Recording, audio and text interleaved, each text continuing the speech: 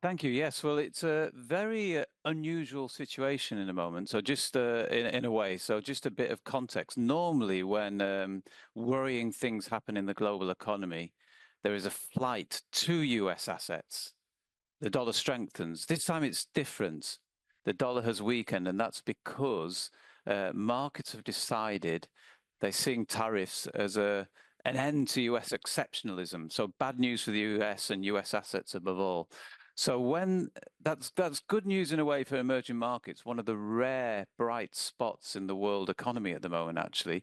And that is because when the dollar weakens, when EM currencies, emerging market currencies, strengthen, that means that the value of debt in dollars that is owed by emerging markets and their consumers and corporates goes down in local currency relative to US assets.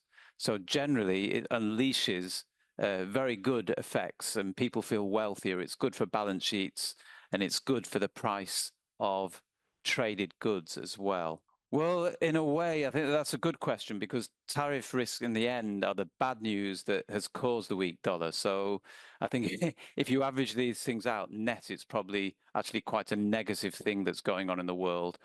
And the problem with tariffs is they're becoming, well, one, they're just bad for global trade.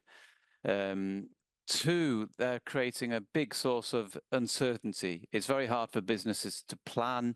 We're projecting global investment to have a recession in the next few quarters. And for emerging markets themselves, there's a whole bunch of routes by which tariffs can affect. They can affect you directly. But they can be actually beneficial to the likes of Vietnam if you're competing with China, and China has higher tariffs than you do.